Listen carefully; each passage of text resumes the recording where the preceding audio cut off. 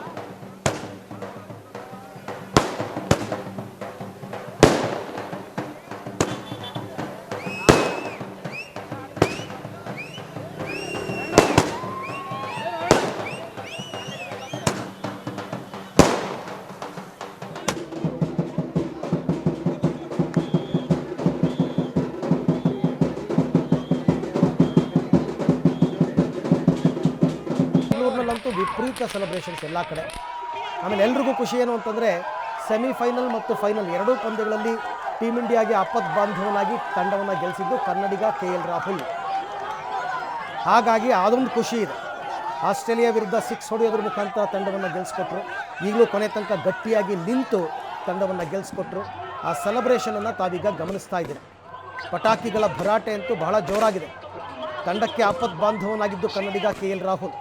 25 ವರ್ಷಗಳ ಸೋಲಿನ ಸೀಡನ್ನು team India ತೀರಿಸ್ಕೊಂಡಿದೆ ಹಾಗೆ ನೋಡಕ್ಕೆ ಹೋದರೆ. ಮತ್ತು ಇನ್ನೊಂದು ವಿಶೇಷ ಏನಂತಂದರೆ, ರೋಹಿತ್ ಶರ್ಮಾ ಮತ್ತು ವಿರಾಟ್ ಕೊಹ್ಲಿ 4 ICC ಟೂರ್ನಿಗಳನ್ನು ಗೆದ್ದಿರ್ತಕ್ಕಂಥ ತಂಡದಲ್ಲಿದ್ದವರು. ರೋಹಿತ್ ಶರ್ಮಾ ಮತ್ತು ವಿರಾಟ್ ಕೊಹ್ಲಿ 4 ICC ಟೂರ್ನಿಗಳನ್ನು ಗೆದ್ದಿರ್ತಕ್ಕಂಥ ತಂಡದಲ್ಲಿದ್ದಂತಹ ಆಟಗಾರರು. ಬೇರೆ ಯಾವ ಟೀಮ್ ಇಂಡಿಯಾ ಆಟಗಾರರು ಇರಲಿಲ್ಲ. ಅದು T20 ವರ್ಲ್ಡ್ ಕಪ್ ಇರ್ಬೋದು, 2 ಬಾರಿ ಚಾಂಪಿಯನ್ಸ್ ಟ್ರೋಫಿ, ಇದೆಲ್ಲವೂ ಕೂಡ ವರ್ಲ್ಡ್ ಕಪ್ ಒಂದ್ಸಲ.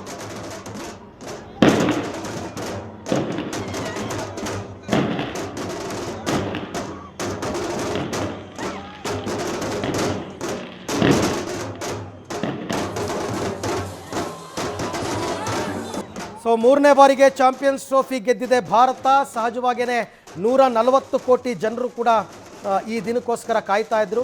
ಟೂರ್ನಿಯಲ್ಲಿ ಅಜೇಯವಾಗಿ ಒಂದು ತಂಡಕ್ಕೂ ಒಂದು ಪಂದ್ಯದಲ್ಲೂ ಸೋಲದ ಟೀಮ್ ಇಂಡಿಯಾ ಸಹಜವಾಗಿಯೇ ಚಾಂಪಿಯನ್ ಆಫ್ ಚಾಂಪಿಯನ್ಸ್ ಅಂತ ಅನ್ನಿಸ್ಕೊಳ್ತು. Champion of champions team India.